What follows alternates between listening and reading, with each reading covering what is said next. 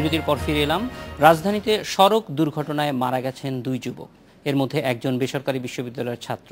এদিকে সড়ক দুর্ঘটনায় সাংবাদিক ও কলাম লেখক জগলুল আহমেদ চৌধুরীর মৃত্যুর কারণ অনুসন্ধানে 5 সদস্যের কমিটি গঠন করা হয়েছে।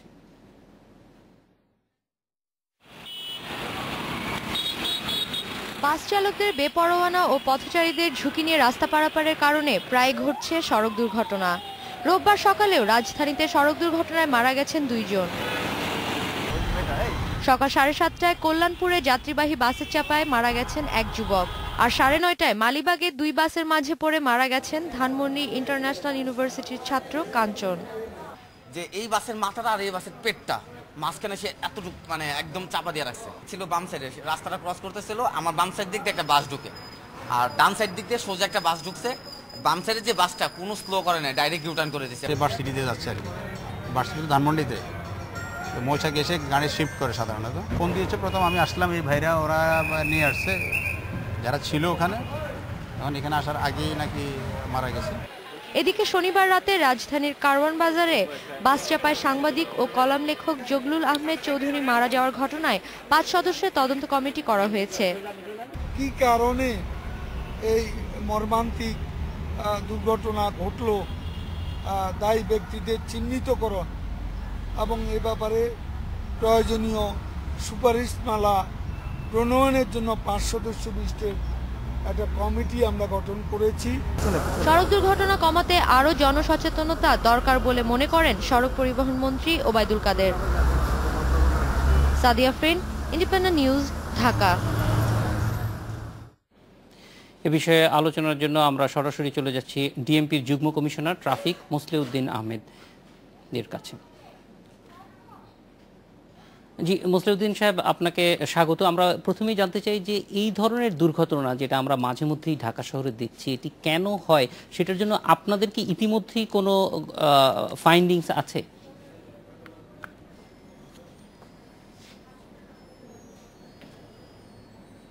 জি ধন্যবাদ আপনাকে। আসলে আমাদের ঢাকা শহরের দুর্ঘটনার প্রধানত 2টি কারণ। একটি হচ্ছে পথচারী রিলেটেড, আরেকটি হচ্ছে যানবাহন রিলেটেড। পথচারীরা যত্রতত্র রাস্তা পার হওয়ার কারণে অনেক সময় পথচারী সড়ক দুর্ঘটনায় মৃত্যুবরণ করছেন। আমরা দেখি আমাদের এই বছরই এই নভেম্বর পর্যন্ত 155টি অ্যাক্সিডেন্ট হয়েছে শুধুমাত্র পথচারীর রিলেটেড। এর মধ্যে 134 জন মৃত্যুবরণ করেছেন।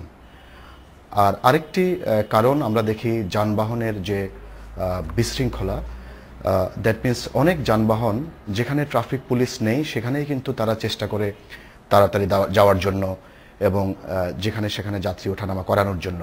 তো সেই বিষয়ে আসলে আমাদের কার্যক্রম অব্যাহত আছে। আমরা ট্রাফিক পুলিশকে সব জায়গায় ডিপ্লয় করার চেষ্টা করছি এবং বেশিরভাগ ক্ষেত্রে আমরা ডিপ্লয় করেছি, এবং বাস মালিক, বাস শ্রমিক, ড্রাইভার সবার সাথে আমরা কথাও বলেছি, জনাব মোসলেউদ্দিন। আমরা ডিপ্লয় করেছি এবং বাস মালিক, বাস শ্রমিক, ড্রাইভার সবার সাথে আমরা কথাও বলেছি। জনাব মোসলেউদ্দিন, আমরা একটু জানতে চাই যে এই যে বিভিন্ন বলছেন যে একদিকে নগরবাসী, অন্যদিকে যারা রাস্তায় যে গাড়িগুলি চলছে তাদের প্রত্যেকেরই দায়িত্ব নিতে হবে। এই তাদেরকে, অর্থাৎ রাস্তায় গাড়ি চলবে, ফুটপাতে মানুষ চলবে, এই জিনিসটি এখনো পর্যন্ত আমরা পুরোপুরি স্ট্যাবলিশ করতে পারছি না। এটা কেন? চ্যালেঞ্জগুলি কোথায়?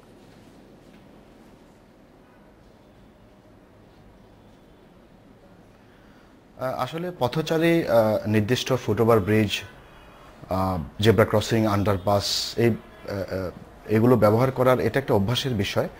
আসলে আমাদের এটা অনেক দিনের অভ্যাস। আমরা দেখি যে প্রত্যেকটি ইন্টারসেকশনেই আমাদের পথচারী পারাপারের নির্দিষ্ট ব্যবস্থা আছে। ফুটওভার ব্রিজ আছে, জেব্রা ক্রসিং আছে, অনেকগুলো ক্রসিংয়ে কয়েকটি ক্রসিং আন্ডারপাস আছে, কিন্তু তারপরে আমরা দেখি খুব তাড়াহুড়া করে রাস্তা পার হতে গিয়ে এই সমস্যাটা সৃষ্টি হয়। এবং যেই কারণে আমরা মোবাইল কোড করছি।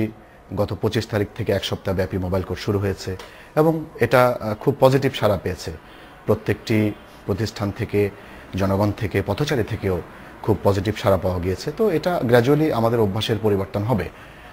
আর বাস এবং গণপরিবহনের যে বিষয়টি, সেটি আসলে আমরা চেষ্টা করছি ট্রাফিক পুলিশের পক্ষ থেকে যত ধরনের সম্ভাবনা আছে, আমরা প্রত্যেকটা সম্ভাবনাকে সামনে রেখে কাজ করছি। যেমন আমরা আমাদের ল এনফোর্স করছি, পাশাপাশি আমরা সচেতনতা সৃষ্টি করছি মালিক, শ্রমিক, ড্রাইভার, অ্যাসিস্ট্যান্টদের মধ্যে, জনগণের মধ্যে আমরা সচেতনতা সৃষ্টি করছি, আমরা চেষ্টা করছি সার্বক্ষণিকভাবে। এবং অন্যান্য যে প্রতিষ্ঠানগুলো আছে যারা আসলে ইনফ্রাস্ট্রাকচারাল ডেভেলপমেন্টের সাথে জড়িত, ইমপ্রুভমেন্টের সাথে জড়িত, সিটি কর্পোরেশন, আমাদের বিআরটিএ, আমাদের অন্যান্য যে প্রতিষ্ঠানগুলো, সবার সাথে আমরা একটা সমন্বয় করছি। তো এই সমন্বয়ের মাধ্যমে আপনি আমাদের সঙ্গেই থাকুন, আমরা একটু নগর পরিকল্পনাবিদ মোবাশ্বের হোসেনের কাছে যাব। যে মোবাশ্বের হোসেন, আমাদেরকে একটু বলবেন যে আসলে ঢাকা শহরে এই যে প্রতিদিন আমরা 1 জন 2 জন 3 জন আসলে মারা যেতে দেখি, অথবা প্রতিদিন যদি মারা নাও যায় বড় ধরনের দুর্ঘটনার শিকার হয়ে আহত হচ্ছেন, তো এই ঘটনাগুলি কেন ঘটছে? ফ্রেমে তো আছেই, কিন্তু এখানে সাউন্ডে ঝামেলা হচ্ছে। আমার মনে হয় যে মোবাশ্বের হোসেনের সঙ্গে আমাদের যে মোবাশ্বের হোসেন, আমরা একটু জানতে চাচ্ছি যে ঢাকায় এই যে দুর্ঘটনা প্রবণতা, এই প্রবণতাটার মূল কারণ কি?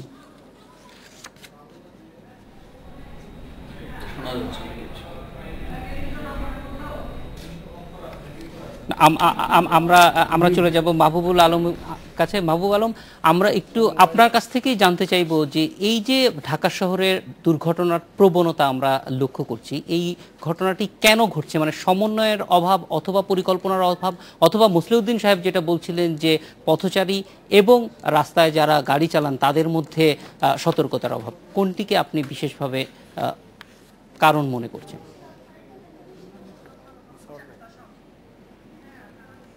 না, কোনো কানেকশন নেই।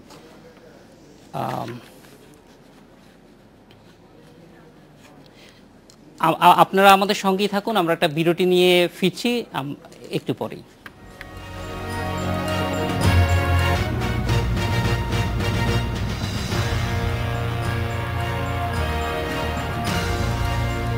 বিরতির পর ফিরে এলাম এডিটর স্পিকে। আমরা কথা বলছি ডিএমপির যুগ্ম কমিশনার ট্রাফিক মুসলিউদ্দিন আহমেদ এবং নগর পরিকল্পনাবিদ মোবাশ্বের হোসেন, দুর্ঘটনা গবেষণা ইনস্টিটিউটের গবেষক অধ্যাপক মাহবুব আলমের সঙ্গে।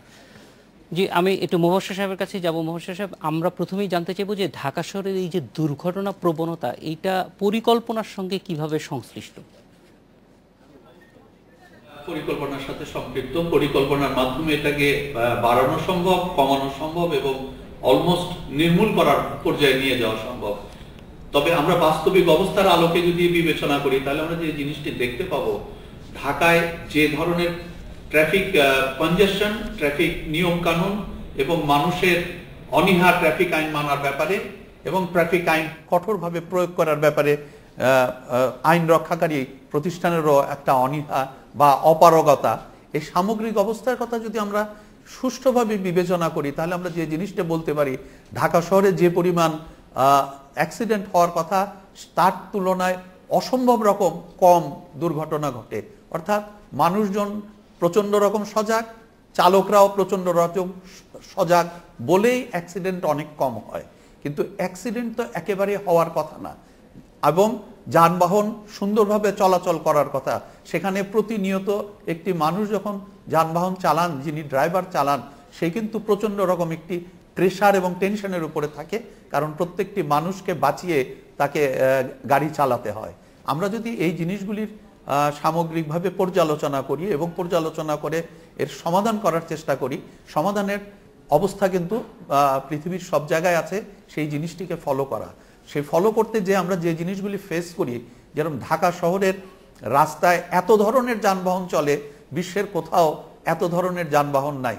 এত ধরন বলতে আমি স্পিডের কথাই মেনলি বলবো, এবং যারা চালান তাদের অভিজ্ঞতা একেবারে নাই বললে চলে। যদি সত্যি কথা বলতে আপনি আসেন, ঢাকা শহরে যে যানবাহনগুলি চলে, এদের ড্রাইভারদেরকে ট্রেনিং দেওয়ার কি কোনো ব্যবস্থা সরকারিভাবে আছে, বা প্রাইভেটভাবেও আন্তর্জাতিক মানে ট্রেনিং দেওয়ার, অর্থাৎ স্কুল কি আছে?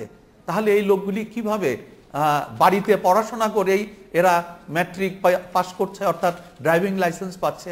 একটি রাজধানীতে এই অবস্থা কিন্তু হতে পারে না। আপনি এই ধরনের কোনো ট্র্যাক পাবেন না যেখানে একটি ড্রাইভার প্রচণ্ডভাবে শিক্ষা নিতে পারে, লার্নিং প্রসেসে যেতে পারে। আর এই যে মানুষের রাস্তা পারাপার যে যত্রতত্র, এটাকে বন্ধ করতে হলে তাদেরকে পারাপারের ব্যবস্থা আগে করতে হবে। ঢাকা শহরে 50 লক্ষ লোক রাস্তায় নামে, তার মাত্র 8% লোক সরাসরি গাড়িতে চলাচল করে, বাকি সবাই বাসে যে চলাচল করে বা রিক্সায় চলাচল করে, সেক্ষেত্রে তারা কোনো না কোনোভাবে প্রতিনিয়ত পায়ে হেঁটেই কিন্তু চলাচল করতে হয়। অর্থাৎ বাসা থেকে আপনি হেঁটে বাসে ওঠেন, বাস থেকে নেমে আবার হেঁটে অফিসে যান। এই সামগ্রিক অবস্থা বিবেচনা করলে প্রায় 40 লক্ষ লোক প্রতিদিন রাস্তায় চলাচল করছে। এই 40 লক্ষ লোকের চলাচলের জন্য আমাদের যে ফুটপাত, সেটি কি সঠিক, সুন্দর? এর বাইরে তো আরো একটি আছে, ডিসেবল লোকদের জন্য কি এই ফুটপাত পথচারী বান্ধব? এগুলি কিন্তু কিছুই করা নাই। এগুলি করতে কিন্তু প্রচন্ড রকম আর্থিক প্রয়োজন হয় না, এগুলি নিয়ম নীতির ভিতরে নিয়ে আসা এবং মেনটেন করা। এখন আসেন, এই যে 40 লক্ষ লোকের ফুটপাত, সেই ফুটপাত দখল করে আছে 1 লক্ষ লোক। আমাদের সরকার বা পুলিশ বিভাগ এই 1 লক্ষ লোককে উচ্ছেদ না করে 40 লক্ষ লোককে সাফার করাচ্ছে। যখন আমরা ফুটপাত থেকে এদেরকে উচ্ছেদ করার কথা বলি, তখন বলা হয় যে এই লোকগুলির পরিবার পরিজন কিভাবে চলবে। যদি এই কথাই সত্যি হয় তাহলে মোবাশ্বের সাহেব, আমরা এই ব্যাপারে একটু পুলিশের ভাষ্য জানতে চাইবো। মাহবুব আলম, আপনি আমাদের সঙ্গে থাকেন। আমরা একটু এই পয়েন্টে, কারণ 1 লক্ষ মানুষের জন্য 40 লক্ষ মানুষ সাফার করছে বলে যে কথাটি মোবাশ্বের সাহেব বলছে, মুসলিউদ্দিন আহমেদ, আপনি কি মনে করেন যে এইটাও একটি কারণ, বা এই বিষয়ে আপনারা কোনো উদ্যোগ নিয়েছেন যে রাস্তাগুলোতে এই দখলকারীদের মুক্ত করা?